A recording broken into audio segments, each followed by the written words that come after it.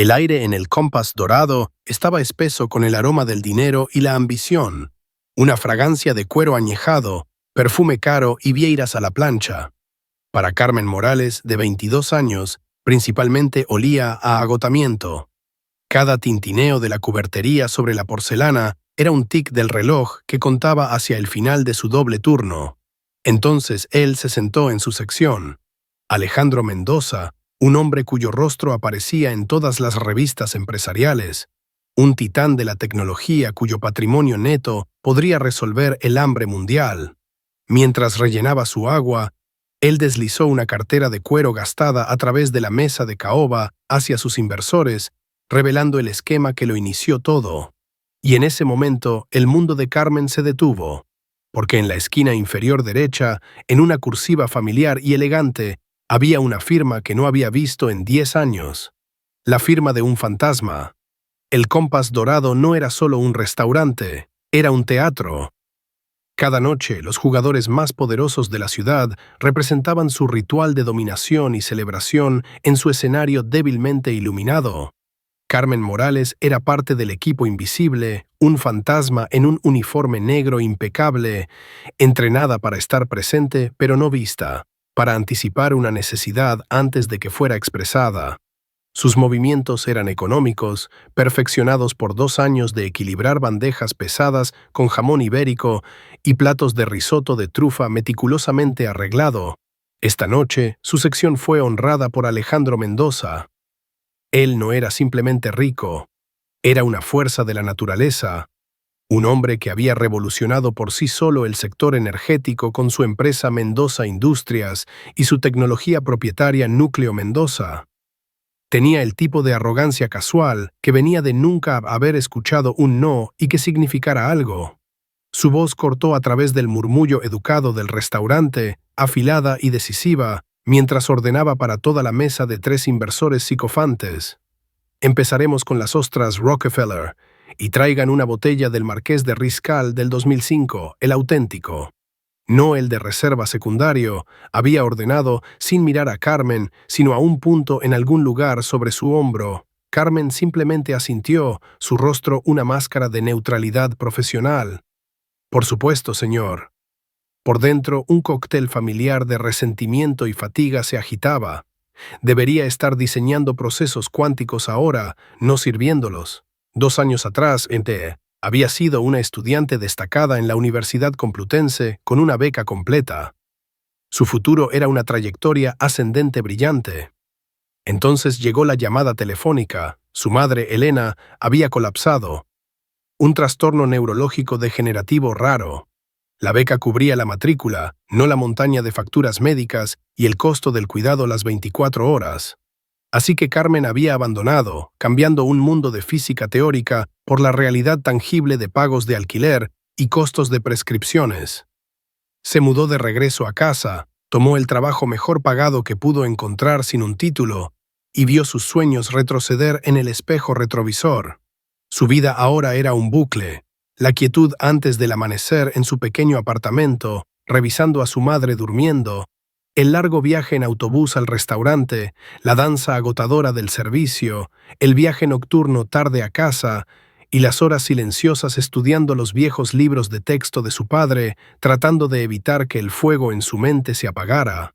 Su padre, Roberto Morales, el agujero gapeante en su vida, era un físico brillante, un hombre que veía el universo en patrones y ecuaciones. Solía llenar servilletas con diseños para máquinas de movimiento perpetuo y explicarle la nucleosíntesis estelar como un cuento antes de dormir. 10 años atrás, cuando ella tenía 12 años, simplemente había desaparecido. Un día estaba ahí, emocionadamente diciéndole que estaba al borde de un avance, una nueva forma de aprovechar la energía del plasma que cambiaría todo. Al siguiente se había ido.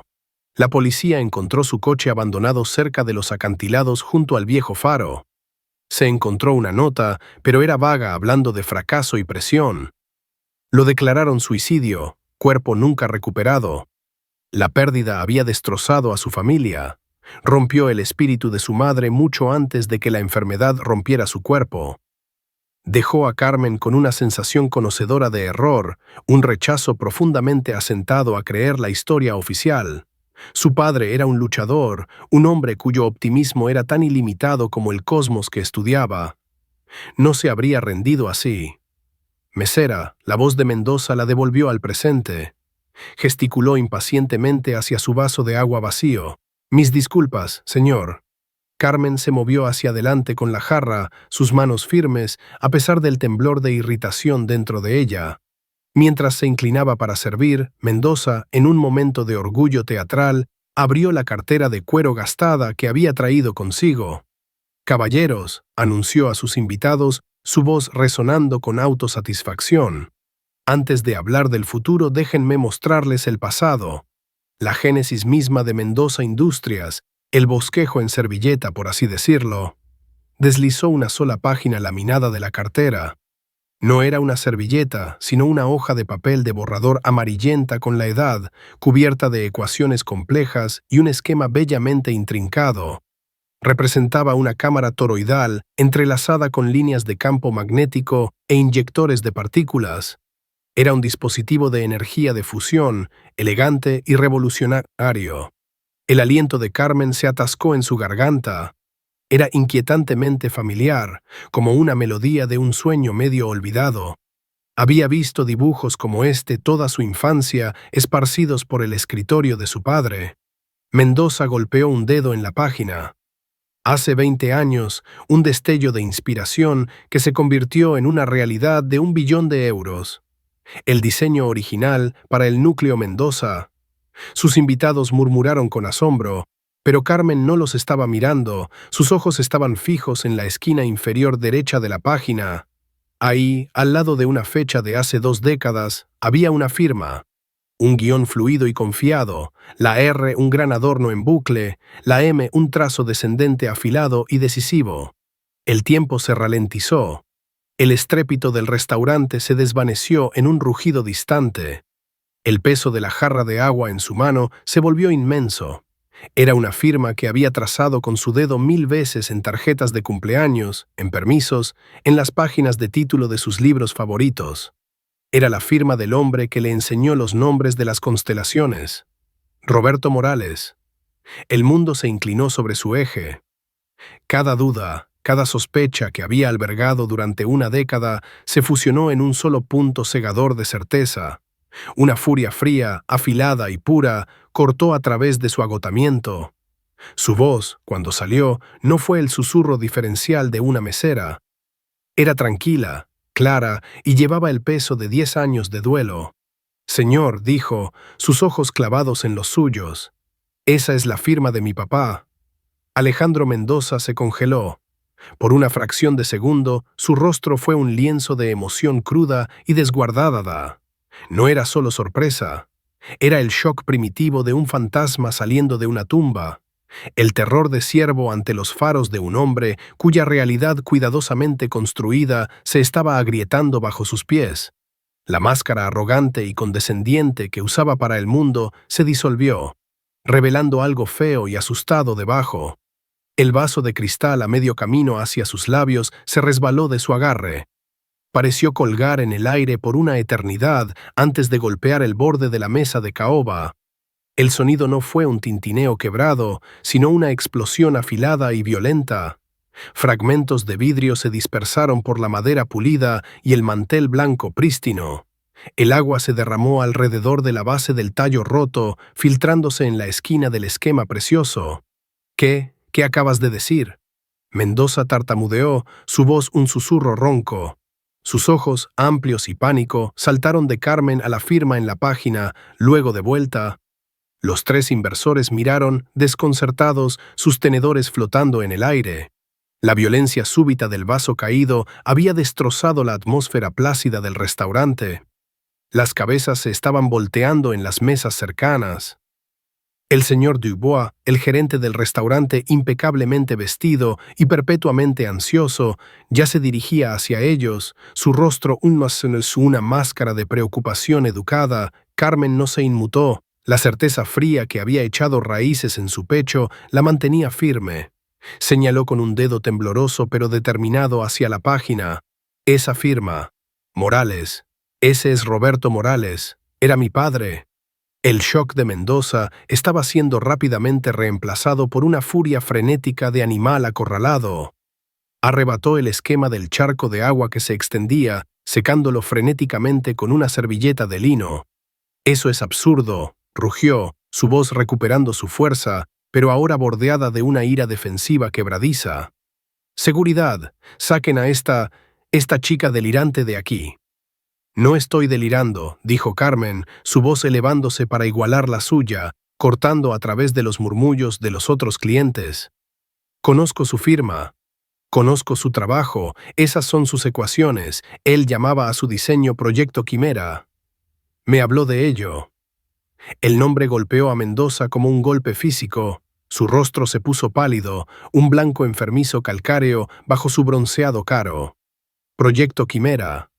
Era un nombre que no había escuchado pronunciado en voz alta en 20 años, un nombre enterrado profundo en los cimientos de su imperio, un fantasma que pensó que había exorcizado para siempre. El señor Dubois llegó a la mesa, su sonrisa estirada dolorosamente fina. «Señor Mendoza, ¿hay algún problema?» «Señorita, por favor, está molestando a nuestros huéspedes. Esta mesera me está acosando a mí y a mis invitados con fantasías escandalosas», gruñó Mendoza, empujando el esquema de vuelta a su cartera y cerrándola de golpe. Se levantó, alzándose sobre Carmen, usando su presencia física para intimidarla. «Está claramente inestable, la quiero despedida, ahora». «Señor, puedo asegurarle», comenzó Dubois, volviéndose hacia Carmen con ojos suplicantes. Pero Carmen no se dejaría silenciar. 10 años de preguntas sin respuesta, de un duelo que le dijeron que aceptara sin prueba, estaban hirviendo. «Está mintiendo», dijo, su voz sonando con convicción. Miró más allá de Mendoza hacia los rostros atónitos de sus inversores. «Esa tecnología, el núcleo Mendoza, era de mi padre. Desapareció hace 10 años. Este hombre construyó su fortuna sobre una idea robada y una mentira». Uno de los inversores, un hombre de cabello plateado llamado Peterson, miró a Mendoza con un destello de duda en sus ojos. La reacción del CEO era demasiado extrema, demasiado violenta para un simple malentendido. Era la reacción de un hombre con algo que ocultar. «Basta», rugió Mendoza. Agarró el brazo de Carmen, sus dedos clavándose en su carne como garras. «Fuera, fuera de mi vista». Carmen se liberó de su agarre, tambaleándose hacia atrás. «No puedes hacer desaparecer a la gente. La verdad no funciona así». El señor Dubois, viendo a un cliente multimillonario al borde de una crisis pública, tomó su decisión, se interpuso entre ellos, su cuerpo protegiendo a Mendoza. «Señorita Morales, ya es suficiente. Está despedida. Por favor, recoja sus cosas y abandone el local inmediatamente. La seguridad la escoltará». 2 guardias de seguridad corpulentos que habían estado rondando cerca se acercaron.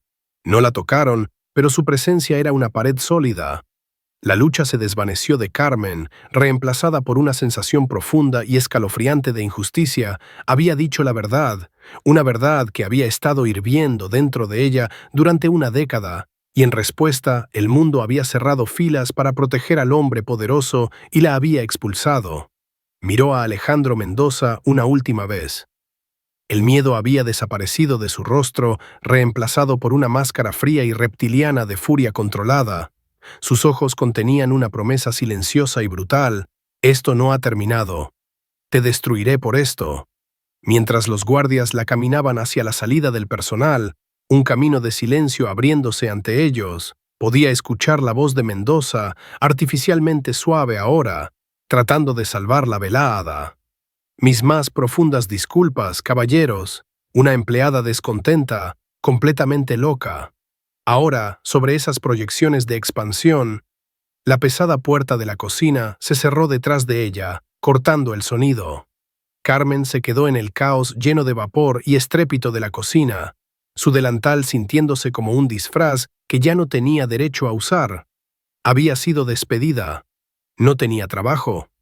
La siguiente ronda de medicamentos de su madre vencía en una semana. Pero en medio del pánico y la humillación, un nuevo sentimiento estaba echando raíces. Era una determinación fría y dura. La reacción de Mendoza no había sido de inocencia, había sido de culpabilidad. No era solo un ladrón, estaba ocultando algo mucho, mucho más oscuro. No había solo robado el trabajo de su padre, sabía qué le había pasado. Carmen Morales, la mesera pobre, se había ido. En su lugar estaba la hija de Roberto Morales y acababa de encontrar la nueva misión de su vida, descubrir la verdad sin importar el costo. Su padre no había simplemente desaparecido, había sido borrado y ella iba a escribirlo de vuelta a la existencia. La terminación fue rápida y brutal. El señor Dubois le entregó una pequeña caja conteniendo el contenido de su casillero y su cheque final, su rostro una máscara pétrea de desaprobación. Dejó en claro que no recibiría ninguna indemnización, ninguna referencia, y que si alguna vez ponía un pie en la propiedad otra vez, sería arrestada por allanamiento. El mensaje era claro. La influencia de Alejandro Mendoza se extendía mucho más allá de las paredes de su corporación. El viaje en autobús a casa fue una mancha borrosa de luces de la calle y vergüenza. El peso de su nueva realidad la presionaba. Sin trabajo, una madre enferma, un enemigo poderoso. Era una situación imposible. Cuando finalmente se deslizó en su pequeño apartamento, el único sonido era la respiración gentil y rítmica de su madre durmiendo en la habitación contigua. La vista de Elena, tan frágil y vulnerable, envió una nueva ola de pánico a través de ella. ¿Qué había hecho? Había cambiado su estabilidad frágil por un momento de ira justa. Se hundió en el sofá gastado, su cabeza en sus manos. La escena en el restaurante se reprodujo en su mente. El shock en el rostro de Mendoza, el veneno en sus ojos, el nombre Proyecto Quimera. No era una fantasía, era real. Un nuevo pensamiento cortó a través de la desesperación. Durante 10 años solo había tenido dolor y sospecha. Ahora tenía un nombre. Alejandro Mendoza, y tenía un objetivo. Alimentada por una oleada de adrenalina que empujó hacia atrás su agotamiento, Carmen fue al armario del pasillo y tiró de la cuerda para las escaleras del ático. Los escalones de madera destartalados crujieron en protesta mientras ascendía al espacio frío y polvoriento. El ático era un mausoleo de su vida anterior, lleno de cajas de cosas que Elena no podía soportar desechar después de que Roberto desapareciera. Olía a papel viejo, cedro y memorias olvidadas. Bajo una sola bombilla desnuda, comenzó su búsqueda. No sabía exactamente qué estaba buscando. Una pista, una conexión, cualquier cosa. Tamizó a través de cajas de decoraciones navideñas viejas, sus boletas de calificaciones de la infancia y pilas de fotografías. Y entonces lo encontró. Una caja de cartón resistente etiquetada simplemente RM Trabajo. Su corazón martilleó contra sus costillas, cortó a través de la cinta de empaque quebradiza con un cuchillo utilitario y levantó la solapa. Dentro había docenas de cuadernos, del tipo espiral que compras en una librería universitaria. Estaban llenos de la escritura densa e intrincada de su padre, página tras página de ecuaciones, teorías y diagramas. Era el trabajo de su vida. Pasó las siguientes horas en el suelo polvoriento, una arqueóloga solitaria desenterrando una civilización perdida. Encontró borradores tempranos del esquema que había visto esta noche, con notas en los márgenes. Una decía: piensa que el campo de contención es demasiado inestable. Sé que puedo resolverlo. AM. Alejandro Mendoza. Más profundo en la caja encontró una carpeta manila. Dentro no había esquemas, sino fotografías. Su aliento se entrecortó. Ahí estaba su padre, 20 años más joven, sonriendo, sus brazos rodeando a un Alejandro Mendoza mucho más joven y delgado. Estaban parados afuera de un edificio monótono. Un letrero detrás de ellos que decía Laboratorios Norteño de Ciencias Aplicadas. Parecían amigos, socios. Mendoza no era solo un tiburón corporativo que había tropezado con el trabajo de su padre. Se conocían. Habían trabajado juntos. Esta traición era más profunda, más personal de lo que podría haber imaginado. Siguió cavando. En el mismo fondo de la caja, metido en una funda en la parte trasera de una carpeta gruesa, había una sola hoja de papel. Era una copia carbón de un documento legal, un acuerdo de disolución de sociedad entre Roberto Morales y Alejandro Mendoza para una empresa llamada Innovaciones Helios.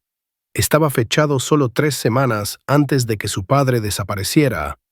Según el texto legal denso, Roberto Morales estaba renunciando a todos los derechos de su propiedad intelectual compartida, específicamente algo referido como Proyecto Quimera, a cambio de una suma miserable.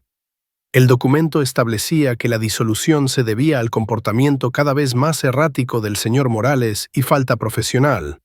La parte más escalofriante era la firma en la parte inferior. Era el nombre de su padre, pero la firma estaba mal.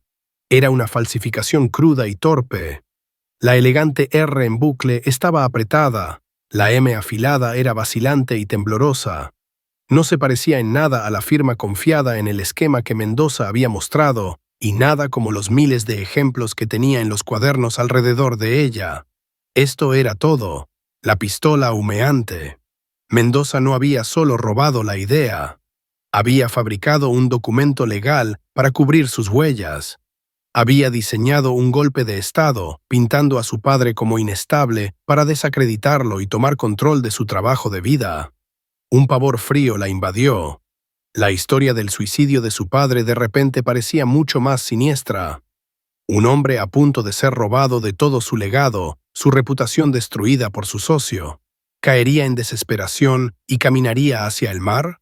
¿O lucharía de vuelta?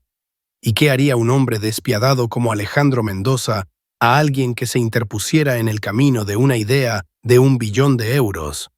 El pensamiento era tan aterrador que se sintió físicamente enferma.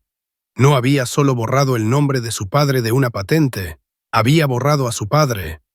Carmen cuidadosamente recogió el documento falsificado, la fotografía y uno de los cuadernos que contenía los primeros diseños del proyecto Quimera.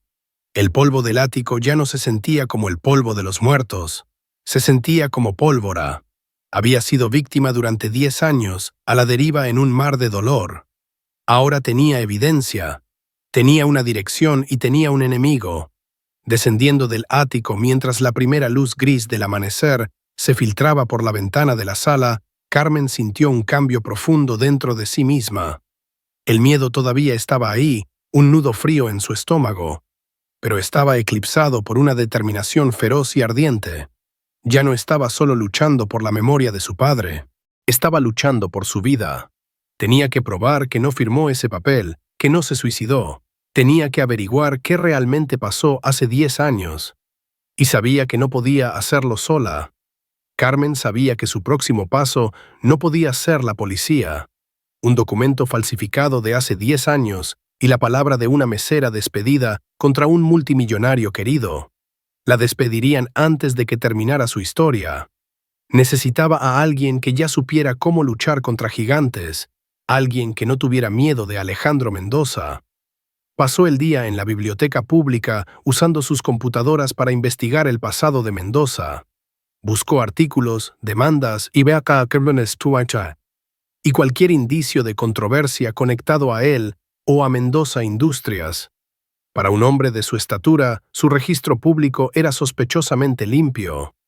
Pero mientras profundizaba en sitios de noticias archivados de 5 o 6 años atrás, encontró un nombre: Benito Castro. Benito Castro había sido un periodista de investigación para el Crónica de Madrid, una estrella en ascenso conocida por sus exposés tenaces e inflexibles sobre la mala conducta corporativa. Y hace 6 años había puesto sus ojos en Alejandro Mendoza. Publicó una serie de artículos insinuando irregularidades en la fundación de Mendoza Industrias, cuestionando la línea de tiempo del desarrollo del núcleo Mendoza y citando fuentes anónimas que hablaban de un socio en las sombras que había sido forzado a salir. La reacción había sido inmediata y catastrófica. Mendoza Industrias demandó a Castro y el Crónica por difamación, lanzando una campaña de desprestigio despiadada que pintó a Castro como un fabulista imprudente. Sus fuentes anónimas se retractaron, probablemente bajo coacción o con un pago considerable. El Crónica, enfrentando una batalla legal que podría quebrarlos, se doblegó. Se establecieron fuera de la corte, despidieron a Benito Castro e emitieron una retractación completa de sus artículos. Castro fue profesionalmente arruinado, había sido intocable, y luego fue un paria. Carmen encontró su paradero actual a través de un blog de tecnología marginal que ahora dirigía desde su apartamento. Era una sombra de su trabajo anterior, una plataforma cínica y divagante donde despotricaba contra los gigantes tecnológicos que lo habían expulsado.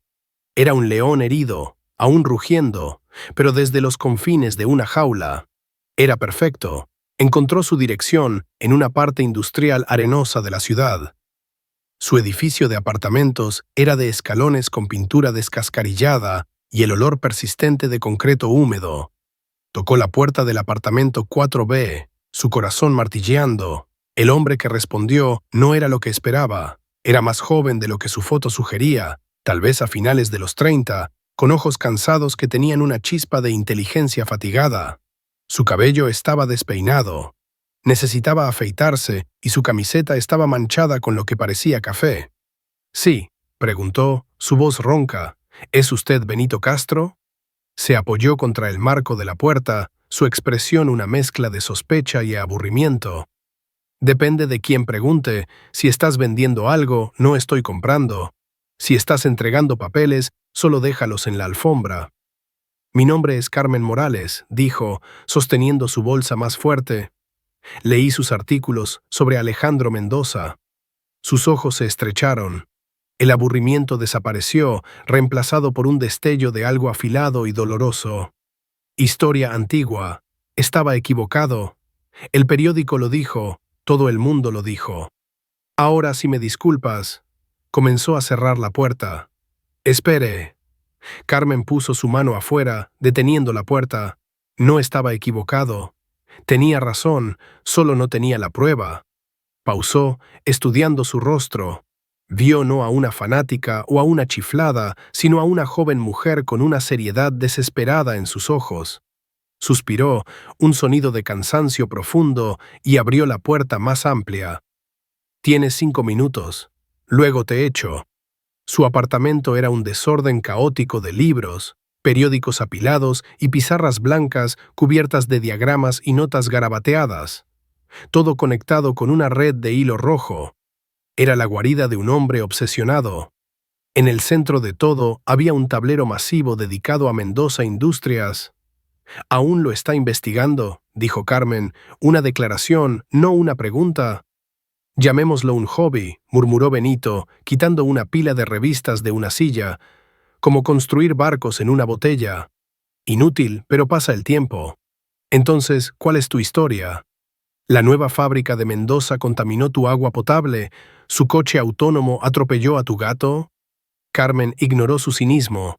Caminó hacia su pizarra blanca céntrica de Mendoza y sacó los artículos de su bolsa.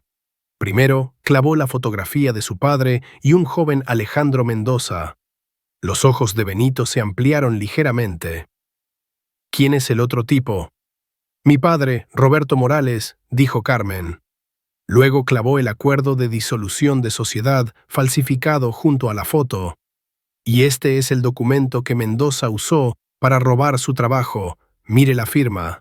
Benito se inclinó, sus instintos periodísticos activándose a pesar de sí mismo.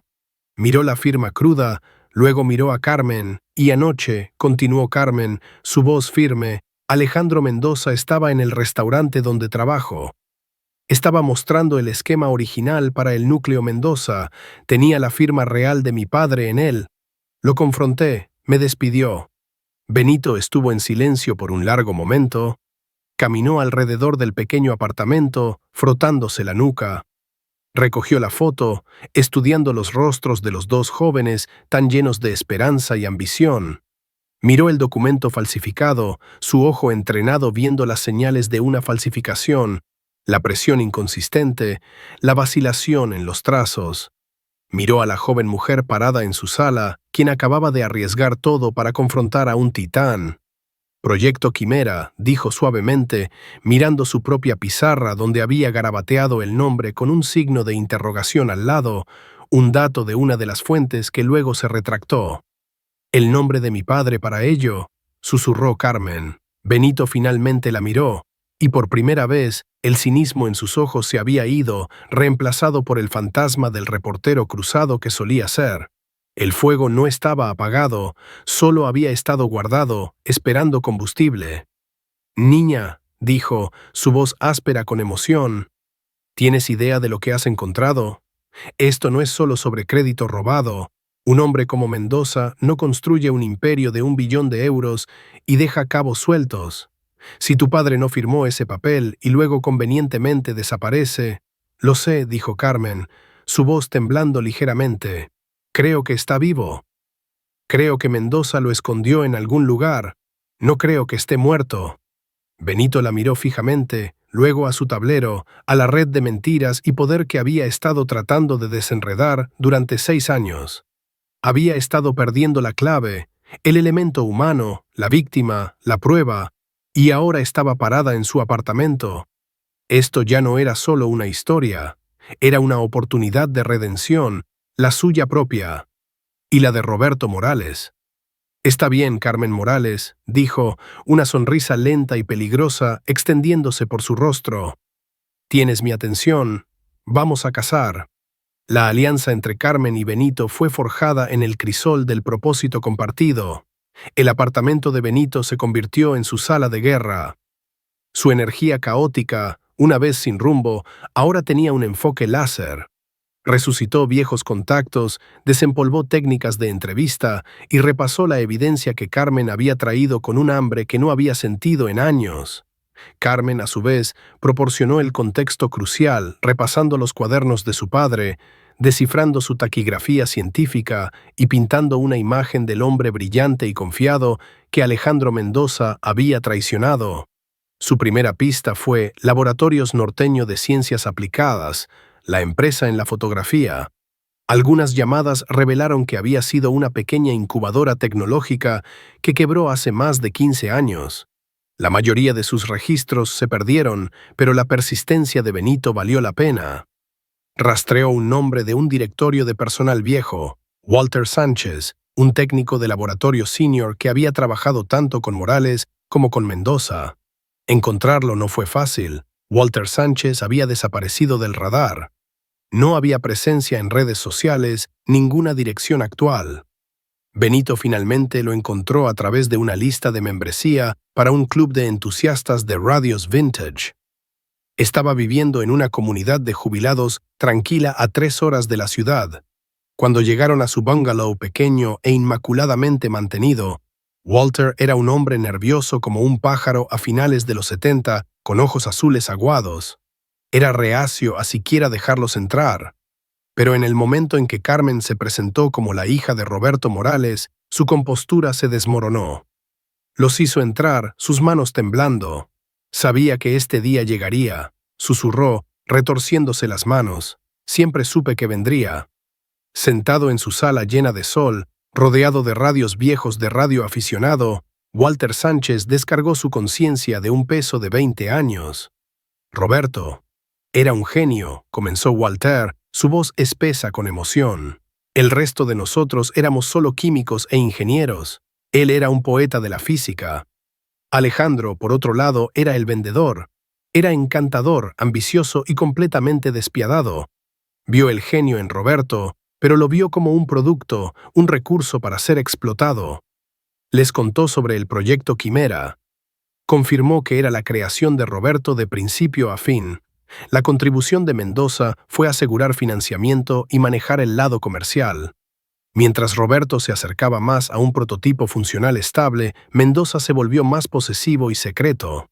Alejandro comenzó a excluir a Roberto de las reuniones comerciales, explicó Walter.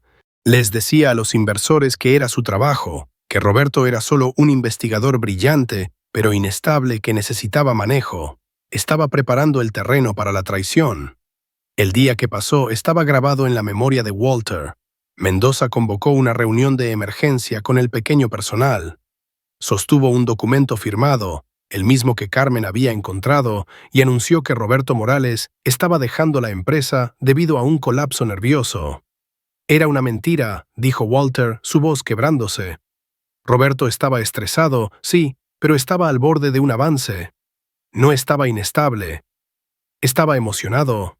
Más tarde ese día, vio a dos hombres, hombres que no parecían científicos o inversores, escoltando a un Roberto protestante fuera del laboratorio. Alejandro nos dijo que lo estaban llevando a buscar ayuda. Nunca lo volvimos a ver. Carmen sintió que se le iba el aire de los pulmones. Los vio llevárselo. Walter asintió, avergonzado. Todos estábamos asustados. Alejandro acababa de asegurar una nueva ronda de financiamiento basada en los últimos datos de Roberto. Nos dijo que si se sabía sobre la inestabilidad de Roberto, el financiamiento desaparecería y todos estaríamos sin trabajo. Nos hizo cómplices en nuestro silencio. Nos pagó a todos una indemnización considerable cuando disolvió Innovaciones Helios e inició Mendoza Industrias un mes después. Era dinero de silencio. Benito se inclinó hacia adelante, su voz gentil pero firme. Walter, dijiste que lo estaban llevando a buscar ayuda. ¿Sabes dónde? ¿Un hospital? ¿Una clínica? Walter vaciló, sus ojos revoloteando alrededor de la habitación, como si el mismo Mendoza pudiera estar escuchando. Alejandro estaba hablando por teléfono ese día anterior. No se suponía que escuchara. Mencionó un lugar, una instalación de cuidado a largo plazo. Dijo que era privado, discreto, un lugar donde los casos difíciles podían ser manejados indefinidamente, lejos de ojos curiosos. Valle Sereno. Mencionó un lugar llamado Sanatorio Valle Sereno. El nombre colgó en el aire, pesado y ominoso. Un sanatorio, no un hospital. Un lugar para los olvidados. ¿Aún existe?, preguntó Carmen, su voz un susurro extraño. Benito ya estaba escribiendo furiosamente en su laptop. Después de unos minutos de búsqueda, su rostro se puso sombrío. Existe, rebautizado ahora como Centro de Bienestar Valle Sereno. Es una instalación privada de alta gama y alta seguridad en medio de la nada. Se especializa en cuidado psiquiátrico a largo plazo para individuos de alto patrimonio neto.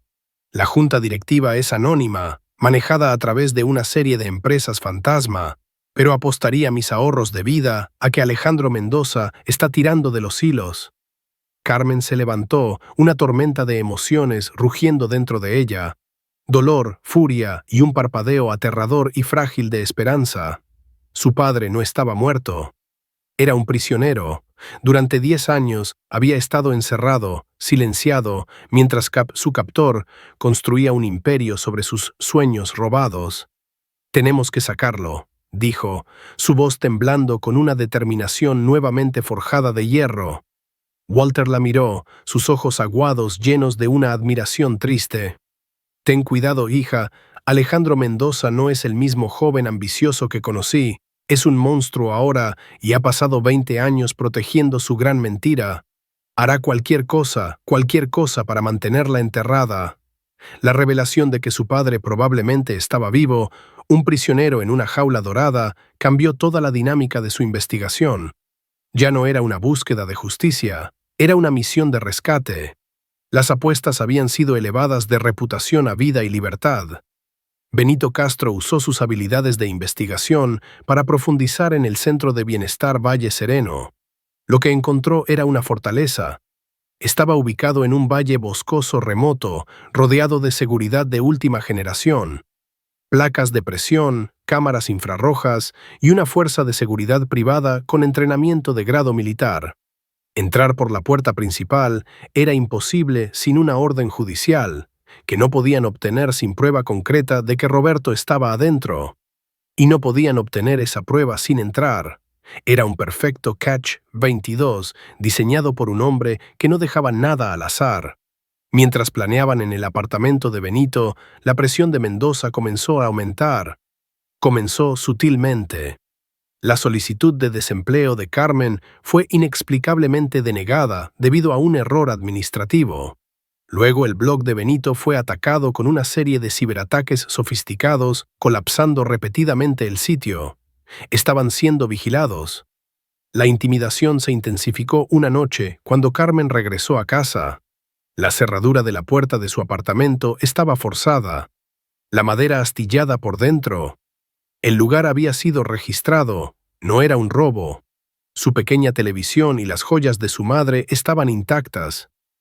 pero las cajas de su padre del ático habían sido revisadas, cuadernos esparcidos por el suelo. El mensaje era claro. Sabemos quién eres, sabemos lo que buscas. Detente.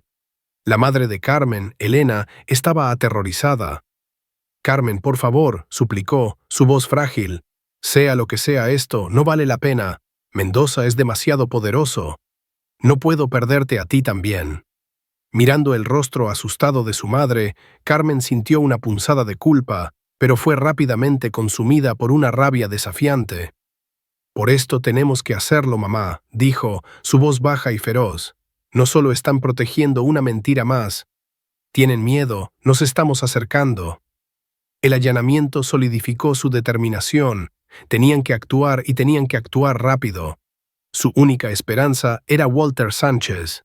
Lo llamaron explicando la situación. El viejo técnico, atormentado por la culpa y horrorizado por las tácticas de intimidación, finalmente accedió a ayudarlos de una manera más directa. Podría haber una forma de entrar, dijo Walter por una línea segura que Benito había establecido. El ala más antigua de la instalación, el sanatorio original, tiene un sistema HVAC desactualizado. Lo sé porque Innovaciones Helios postuló para un contrato para actualizarlo años atrás, antes de todo. Los planos deberían estar todavía en los archivos del condado. Es una posibilidad remota, pero podría haber un ducto de servicio sin vigilancia, un punto ciego en la seguridad. Era la pizca de esperanza que necesitaban. Benito, usando una identificación falsa y una historia de cobertura plausible sobre preservación histórica, logró acceder a los planos archivados del condado. Pasó un día repasando los esquemas de décadas de antigüedad y lo encontró. Un gran ducto de salida de ventilación en el lado oeste del edificio, oculto por una espesura de bosques crecidos. Según los planos, era lo suficientemente grande para que una persona se arrastrara y llevaba directamente a los túneles de servicio del sótano del ala residencial de larga estancia más antigua. Era un punto ciego, demasiado viejo y aparentemente insignificante para ser cubierto por la nueva red de seguridad de alta tecnología. Su plan era desesperado y peligroso. Benito actuaría como vigía y centro de comunicaciones desde un coche alquilado estacionado a 1 milla por el camino. Carmen, siendo más pequeña y ágil, sería quien entrara. Walter les había dado el diseño del ala residencial de memoria, incluyendo la ubicación probable de las habitaciones discretas de alta seguridad usadas para pacientes como su padre. Tendría un pequeño auricular para comunicarse con Benito y un teléfono celular modificado para fotografiar cualquier evidencia que encontrara. La noche que eligieron era oscura y sin luna, con pronóstico de lluvia para ayudar a cubrir cualquier ruido. Mientras conducían hacia la instalación remota, el silencio en el coche era espeso con tensión. Benito miró a Carmen. Estaba vestida con ropa oscura, su rostro pálido pero marcado con determinación. Se veía imposiblemente joven para estar tomando un riesgo tan monumental. «No tienes que hacer esto, Carmen», dijo suavemente. «Podemos encontrar otra forma». «¿Qué otra forma hay, Benito?», respondió, su mirada fija en el camino oscuro adelante. «Ha estado ahí durante 10 años. Cada día que esperamos es otro día que él pierde. Voy a entrar». Se estacionaron en un sendero de tala de tierra oculto del camino principal. Benito estableció su equipo de vigilancia, una laptop vinculada a un amplificador de señal y un escáner policial. «Bien», dijo, su voz completamente profesional. «Verificación de comunicaciones». «Te escucho», susurró Carmen en el micrófono diminuto en su collar. «Tienes una ventana de 30 minutos máximo. Después de eso, la patrulla de seguridad del turno nocturno hace un barrido del perímetro. Entra, encuéntralo, toma una foto y sal. No te involucres, no te dejes atrapar, tu seguridad es la prioridad». Carmen asintió, su corazón sintiéndose como un tambor contra sus costillas. Se puso una pequeña mochila que contenía una linterna, una herramienta múltiple y el teléfono desechable. Sincronizaron sus relojes. «Buena suerte», dijo Benito, sus ojos llenos de una preocupación que iba más allá de la historia. Le dio una pequeña sonrisa tensa. «Nos vemos en 30 minutos». Luego se deslizó fuera del coche y desapareció en los bosques oscuros y enredados, un fantasma moviéndose silenciosamente hacia la guarida del dragón. Cada susurro de hojas, cada chasquido de una rama, sonaba como un disparo en la noche silenciosa. La silueta imponente de la instalación Valle Sereno se alzaba sobre los árboles, una prisión moderna disfrazada como un lugar de sanación. Estaba aterrorizada, pero un pensamiento la impulsó hacia adelante.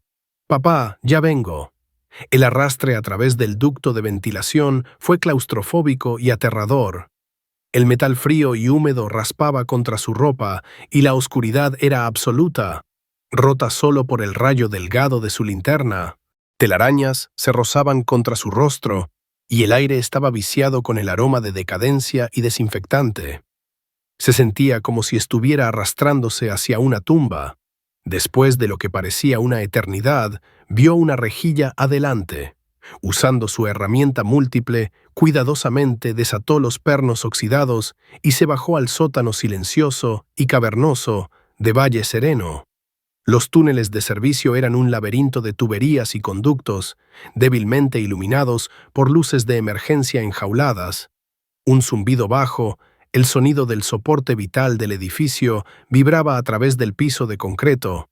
«Estoy adentro», susurró en su micrófono. «Copiado».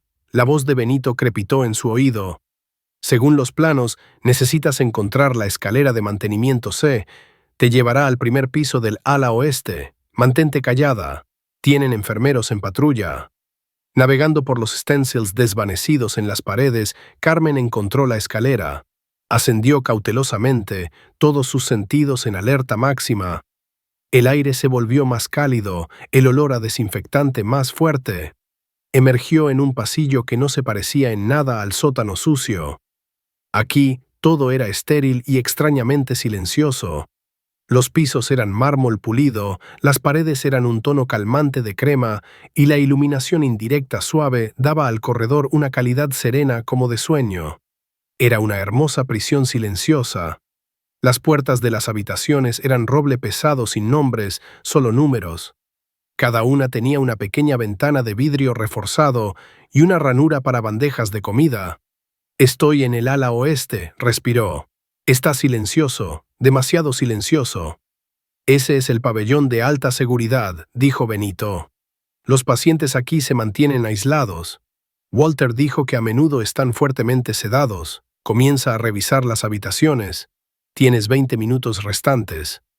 Con el corazón martilleando, Carmen comenzó su tarea sombría, moviéndose de puerta a puerta, mirando por las pequeñas ventanas. En la primera habitación, una mujer anciana se sentaba mirando una pantalla de televisión en blanco. En la siguiente, un hombre dormía inquieto, murmurando en su sueño.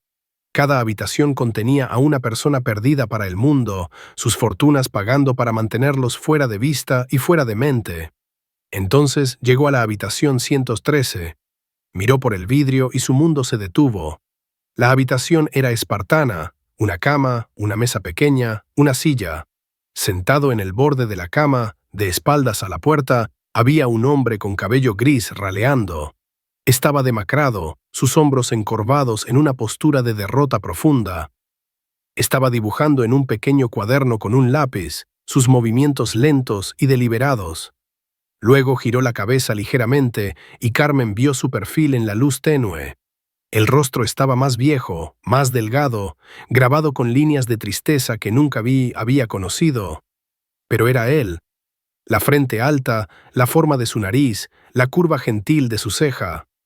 Era su padre. Un sollozo se atascó en su garganta y se tapó la boca con la mano para sofocarlo. Las lágrimas corrían por su rostro. Estaba vivo. Después de 10 años de creer que estaba muerto, de llorarlo, estaba aquí. «Benito», susurró, su voz ahogada con emoción, «lo encontré. Es él». «Bien, Carmen, bien». La voz de Benito era un ancla firme en su tormenta emocional. «Consigue la foto. Necesitas prueba».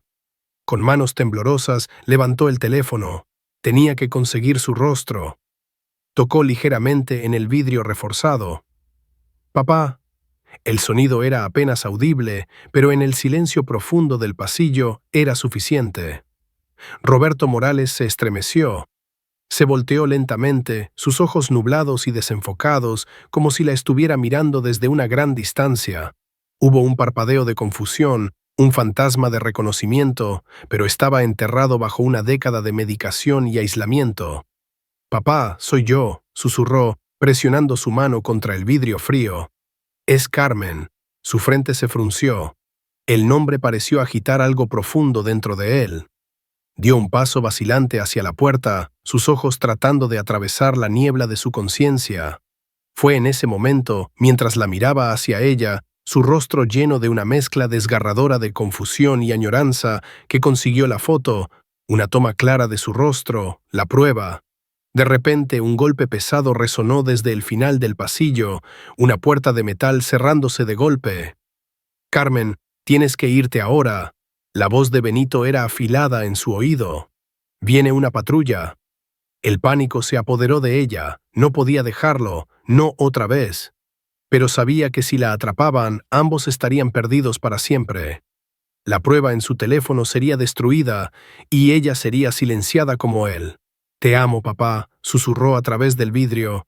«Voy a regresar por ti, lo prometo».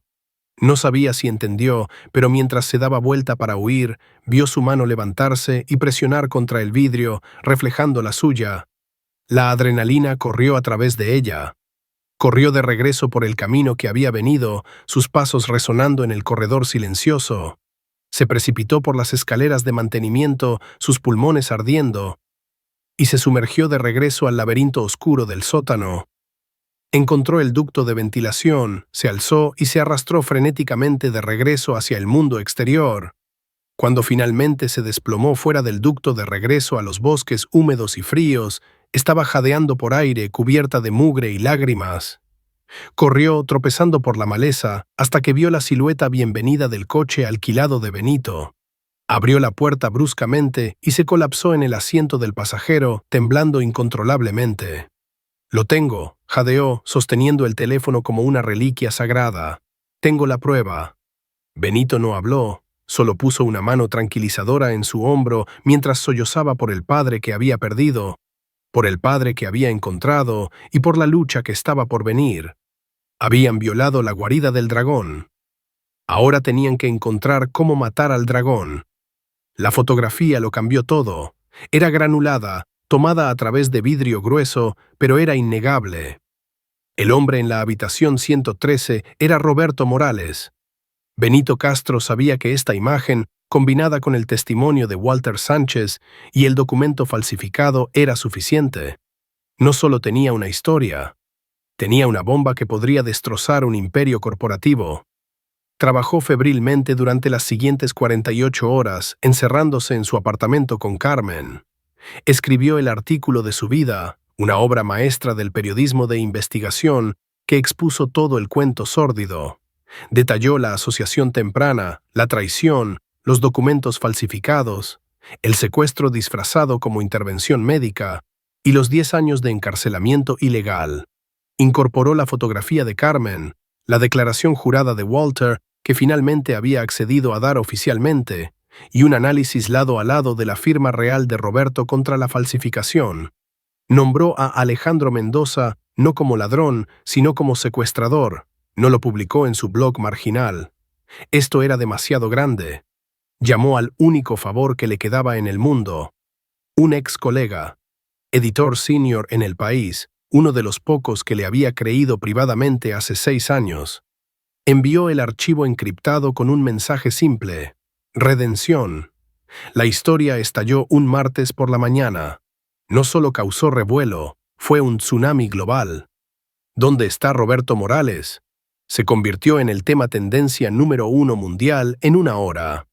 Las acciones de Mendoza Industrias se desplomaron en el comercio premercado, borrando miles de millones de euros en valor antes de la apertura. Camionetas de noticias rodearon la sede reluciente de la empresa y las puertas del Centro de Bienestar Valle Sereno. Alejandro Mendoza fue cegado. Emitió una negación furiosa, llamándolo un ataque vicioso y sin base orquestado por un periodista desacreditado y una joven delirante. Pero la evidencia fotográfica era demasiado convincente, la narrativa demasiado detallada. Su muro de mentiras cuidadosamente construido, que había estado en pie durante 20 años, se desmoronó en polvo en cuestión de horas. Los agentes federales, armados con una orden emitida en base al artículo de Benito, allanaron Valle Sereno esa tarde. Encontraron a Roberto Morales en su habitación, tal como Carmen había descrito. Estaba desorientado y débil, pero su mente, aunque nublada por años de medicación impropia, aún estaba ahí. Cuando una agente femenina gentilmente le preguntó su nombre, la miró y dijo con una claridad que sorprendió a todos: «Mi nombre es Roberto Morales y quiero ver a mi hija». La reunión no pasó en una prisión, sino en un hospital privado seguro. Cuando Carmen entró, su padre estaba sentado en la cama, libre de sus sedantes por primera vez en una década. La miró y esta vez no había niebla en sus ojos, solo reconocimiento y un amor profundo y abrumador. «Carmen», susurró, su voz ronca, «¿me encontraste?». Corrió a su lado y se abrazaron, años de tiempo robado y dolor silencioso derritiéndose en un abrazo. Elena estaba ahí también, sosteniendo la mano de su esposo. Por primera vez en 10 años, su propia enfermedad parecía desvanecerse en el fondo frente a este milagro. La caída de Alejandro Mendoza fue tan rápida como total. Fue arrestado esa noche intentando huir del país en su jet privado. La batalla legal fue inmensa, pero la evidencia era insuperable. El testimonio de Walter Sánchez, combinado con los registros médicos ilegalmente alterados de la instalación y el rastro financiero condenatorio que llevaba de las empresas fantasma de Mendoza directamente a Valle Sereno, selló su destino. Fue condenado por secuestro, encarcelamiento ilegal y una docena de cargos de fraude. El imperio construido sobre su mentira fue desmantelado. Mendoza Industrias fue forzada a la bancarrota y reestructuración. Pero de sus cenizas, algo nuevo nació. Las patentes del proyecto Quimera, ahora justamente devueltas a Roberto Morales, se convirtieron en la fundación de una nueva empresa, Energías Morales Castro. Benito Castro, su reputación no solo restaurada, sino legendaria, tomó un lugar en la Junta, prometiendo asegurar que la empresa siempre operara con la transparencia por la que luchó. Y al timón, como la nueva CEO, estaba Carmen Morales. Había cambiado su uniforme de mesera por un traje de negocios, pero no había perdido nada del fuego que la había impulsado. Ya no era solo la hija de un genio, era una líder por derecho propio. Su mente, una vez destinada a la física teórica, ahora dedicada a construir un futuro mejor con la tecnología que su padre había creado. Meses después, Carmen estaba con su padre y Benito en un laboratorio limpio y brillantemente iluminado, mirando un nuevo esquema en una pantalla. Su padre, aunque aún recuperándose, tenía la vieja chispa de vuelta en sus ojos. «El campo de contención», dijo Roberto, señalando la pantalla. «Finalmente descifré la ecuación de estabilización. Me tomó 10 años de pensar en esa habitación, pero lo resolví». Carmen sonrió, una sonrisa real y brillante. «Lo sé, papá», dijo, poniendo su mano en su hombro. «Vamos a cambiar el mundo de verdad esta vez». La historia de Carmen Morales es un recordatorio poderoso de que la verdad, sin importar cuán profundamente esté enterrada, siempre luchará por salir a la luz. Es una historia sobre el vínculo inquebrantable entre padre e hija y el increíble valor que se necesita para que una persona se enfrente a un imperio de mentiras. El viaje de Carmen, de una mesera desconsolada, luchando por sobrevivir a una CEO poderosa que reclamó el legado de su familia, muestra que nuestras circunstancias no nos definen. Nuestras elecciones sí. Eligió luchar, creer y nunca rendirse con el fantasma del hombre que le enseñó a mirar las estrellas. Si esta historia de resistencia, justicia y amor familiar inquebrantable te conmovió, por favor ayúdanos a compartirla con el mundo. Haz clic en el botón de me gusta. Comparte este video con tus amigos y familia. Y no olvides suscribirte a nuestro canal para más historias de la vida real que te inspirarán y cautivarán. Tu apoyo nos ayuda a continuar contando historias que importan.